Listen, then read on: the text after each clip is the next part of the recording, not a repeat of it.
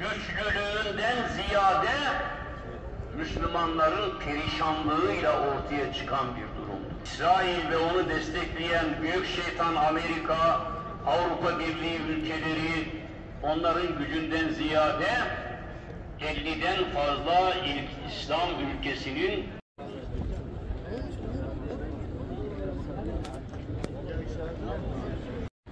Evet. 2 defa kılacağız. Önce erkekler için, daha sonra da hanım kardeşlerimiz için. Allah için salata, Resulullah için salavata, meyyit için duaya, uyun hazır olan imama. Allahu Ekber.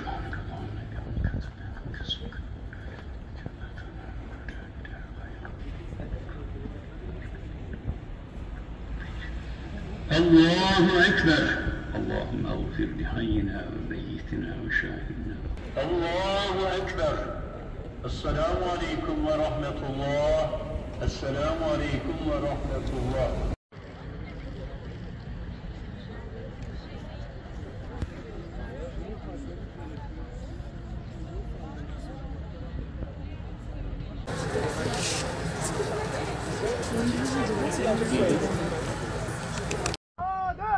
Cenk, cihat, şehadet.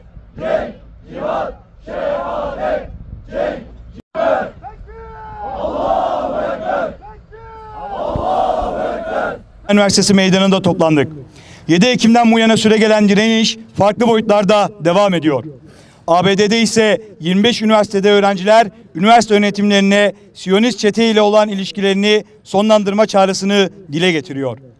Biz de Uludağ Üniversitesi önünden ABD'deki kardeşlerimize destek çağrımızı yineliyoruz. Gazze halkının maruz kaldığı vahşet ve katliamlar 200 güne aşkın bir süredir devam ediyor. İşgal devleti İsrail 7 aya yakın bir süredir tüm dünyanın gözü önünde Gazze'yi yok etmeye azmetmiş durumda.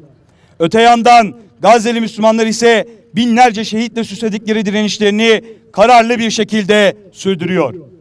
Ümmetin yüz akı Kassam Tugaylarının sözcüsü Ebu Ubeyde geçtiğimiz günlerde yaptığı açıklamada Aksa tufanında 60 dakikada mağlup ettikleri İsrail ordusunun 200 gündür mücahitlere karşı bir zafer elde edemediğini, çocukları öldürmeye odaklanmış bir ordunun da zaten zafer değil ancak ve ancak başarısızlık ve yeni katliamlar elde edeceğini ifade etti. Evet, Siyonist devleti tarihe bebek katil olarak geçecek. Bu savaş halkının gün gibi ortada olduğu, zalimin de aynı şekilde ayan beyan ortada olduğu bu savaş tüm dünya halklarını da bir tercihe zorluyor. Bugün dünya şanlı Filistin direnişini destekleyenler ve Siyonist katillerin yanında yer alanlardan oluşuyor. Destek yeridir. Çünkü zulmün olduğu yerde tarafsız kalmak ve susmak da zalimden taraf olmak anlamına gelir. 7 Ekim'den bu yana kuzeyinden güneyine yer aldıklarını gösteren kitlesel eylemler ortaya koydular. Bu şahitliklerin her biri ayrı ayrı önemli olmakla birlikte Siyonizmin en sadık destekçileri ve katliamın suç ortağı konumunda olan Avrupa ülkelerindeki ve Amerika'daki gösterilerin kıymeti tartışmasız çok büyüktür.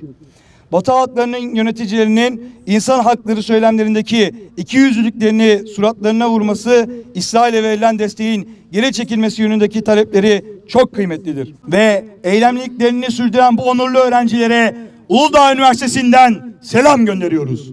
Bu eylemler sadece Amerika'yı tedirgin etmiyor.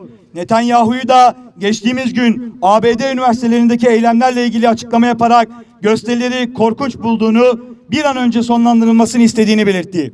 Katil Netanyahu'yu tutuşturan bu eylemlerin bize tüm dünyaya ilham olmasını istiyor ve kampüslerin Siyonizmin değil, direnişçilerin, Filistin destekçilerinin rengine boyanması çağrısında bulunuyoruz.